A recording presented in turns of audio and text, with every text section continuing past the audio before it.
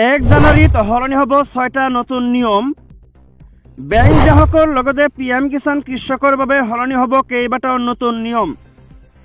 1 জানুৱাৰীৰ আগতে কৰি লওক এইকেইটা কাম, নহ'লে পৰিব পাৰে ভয়ংকৰ বিপদত।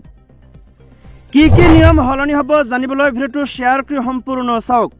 এতিয়া 2025 চনৰ নতুন বছৰ আগমনৰ বাবে মাত্ৰ এটা দিনহে বাকী আছে। কেৱল 1 জানুৱাৰী অহাৰ লগে লগে কেলেণ্ডাৰ সলনি হোৱাই নহয়, এই নতুন বছৰটোৱে এনে বহু নিয়ম লৈ আহিব যাৰ প্ৰত্যক্ষ প্ৰভাৱ আপোনাৰ পকেটতো পৰিব।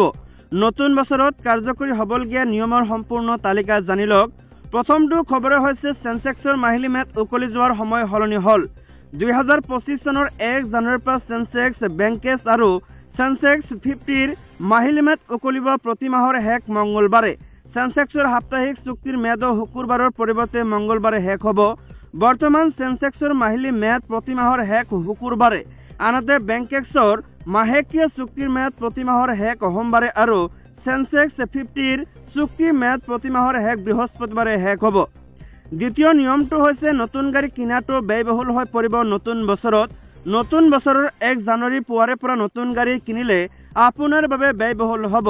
Tata Motors, Maruti Suzuki, Hyundai, Mahindra, Mercedes Benz, Honda, Audi আদি বহু গাড়ী কোম্পানীয়ে ইতিমধ্যে নিজৰ গাড়ী ব্যয়বহুল কৰাৰ কথা ঘোষণা কৰিছে। 3 নম্বৰ নিয়মটো হৈছে EPFৰ ওপৰত ডাঙৰ সকাহ। নতুন বছৰত EPF পেঞ্চনত ডাঙৰ সকাহ লাভ কৰিব আপোনালোকে। নতুন নিয়ম অনুসৰি এতিয়া পেঞ্চনধাৰীয়ে দেশৰ যিকোনো বেংকৰ পৰা পেঞ্চন উলিয়াব পাৰিব।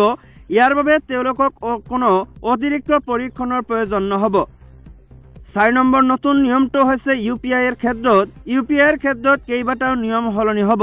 ভাৰতীয় ৰাষ্ট্ৰীয় পেমেণ্ট কৰ্পোৰেশ্যন চমুকৈ NPCIয়ে নতুন বছৰত UPI on 23 পেৰ সীমা বৃদ্ধি কৰিছে।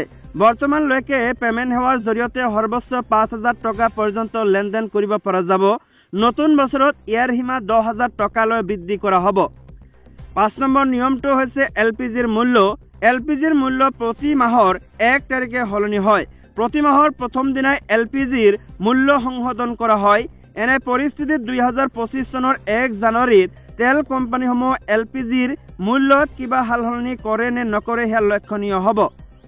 6 নম্বৰ নিয়মটো হৈছে কৃষকসকলৰ কাৰণে। 2 লাখ পৰ্যন্ত কৃষি ঋণ নিশ্চয়তা অবিহনে ভাৰতীয় ৰিজাৰ্ভ বেংকে নৱবৰ্ষত কৃষকসকলক এক ডাঙৰ সকাহ দিবলৈ ওলাইছে। কৃষকক নিশ্চয়তা অবিহনে ঋণৰ সীমা 2 লাখলৈ বৃদ্ধি কৰিছে RBIয়ে। পূৰ্বে এই সীমা আছিল 1,60,000 টকা।